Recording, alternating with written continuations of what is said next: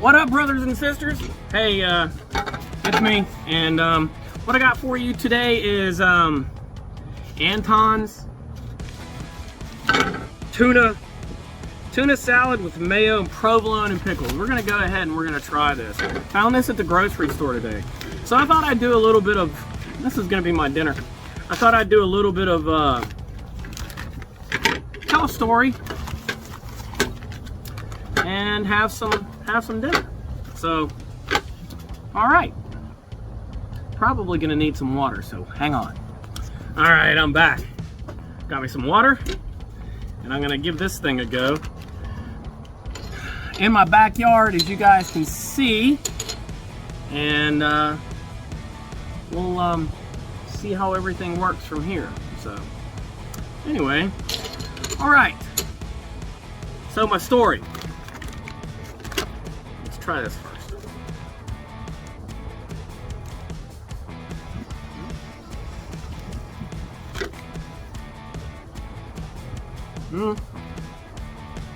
Not bad. That's not bad. I mean, it's good quality tuna.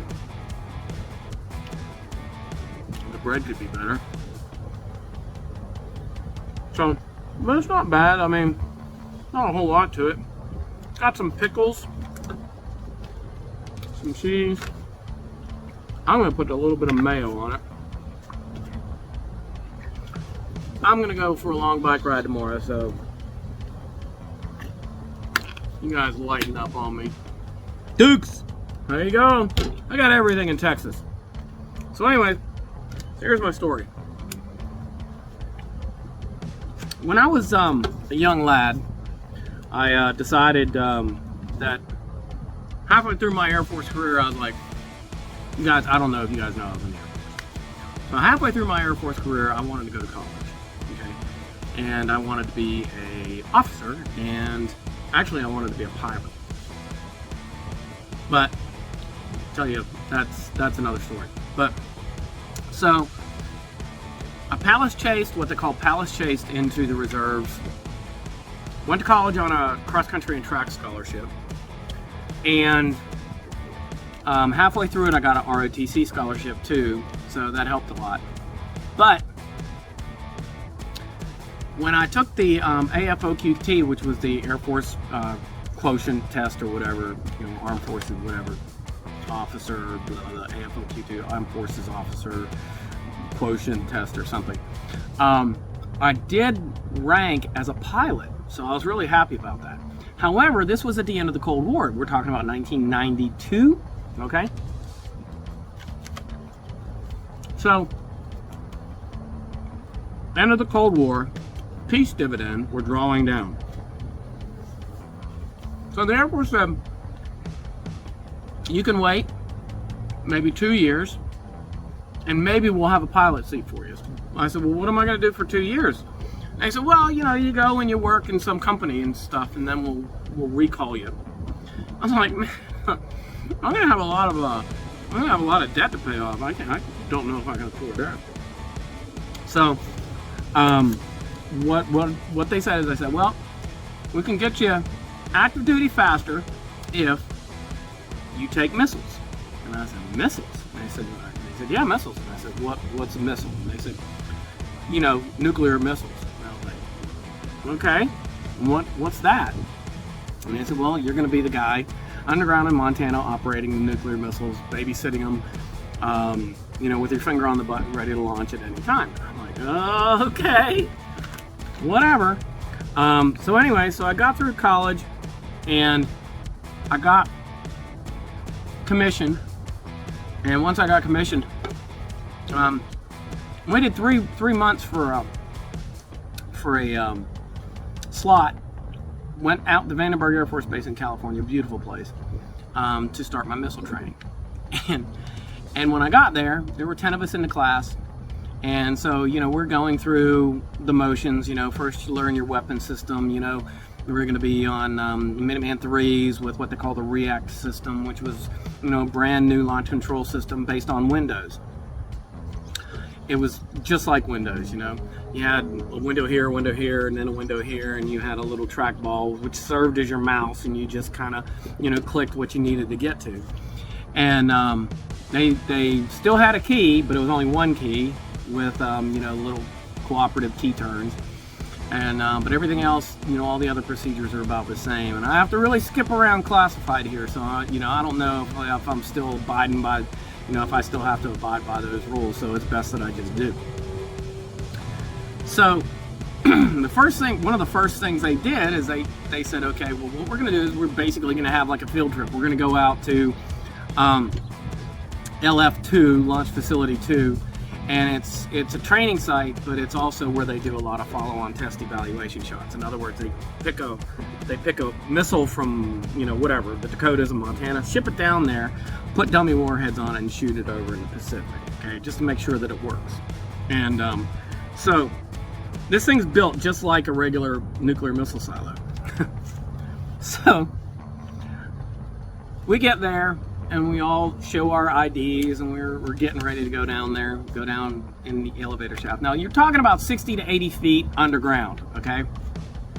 So you get in an elevator and they close this little cage thing, and the elevator starts going down.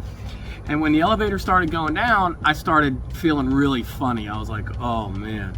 And we just kept on going down, going down, going down. It's not a real fast drop, it's actually a pretty slow drop. And then when we got to the bottom and the cage pulled open, I kind of you know, leaned back. I was like, there was a big blast door there, and it was, you know, over to my right. It was, and then it's like an 8-ton blast door.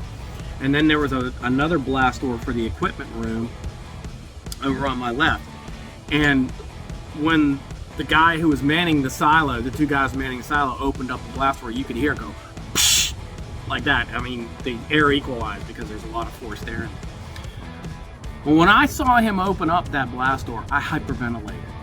I was like, I couldn't believe it. And I dropped behind everybody. And the only thing I knew to do to stop hyperventilating, because if I knew that if I don't know why I did it. It might have been, you know, because of the claustrophobic, you know, ness of it, because it was kind of cramped in there. And I just started hyperventilating. And what I did is I said, I don't have a bag or anything like that. I'm not going to show these people that I'm hyperventilating because I'll get rocked out. So what I did is I held my breath, and I almost passed out. I mean, I went almost passed out, but basically everything equalized and I was fine, and we went through the tour. But I thought to myself on the way up, if that happens to me every time that I go into one of those capsules, I'm screwed for the next 4 years. You know, I was like, this sucks. And I don't know why. I think I did it. I think that it was the heaviness of what it actually meant. You know what I mean? And man, it was just the craziest thing. Now, once I got through training, once I got up to my permanent duty station in Malmstrom, and I got through the OJT there, and then we went through the procedures trainer qualifications, and then me and my commander, you become a deputy first, and then you become a commander. But me and my commander, when we went out to do our check, our actual functional check, you go out there and you go down in an actual capsule for about an hour. Everybody's watching you, evaluators are watching you, and they give you a yay or nah, you know. They give you something to do, and if you do it all right, hey, you're good. You're good to go. Happy to say that when I went out there that time, I was fine. Didn't hyperventilate. For the other 307 times, didn't hyperventilate. But that was just the most inauspicious start to a career I've ever had. I've never hyperventilated before. I've never almost passed out before doing a job like that. So thought I'd regale you guys with a little bit of a story while I was eating, and I didn't eat that much. That's not bad. Not really that good,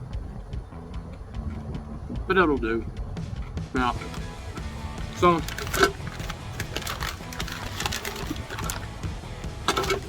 Antone's, huh? Okay. So anyways, Antone's, you can do better than this. I don't know how much I paid for it.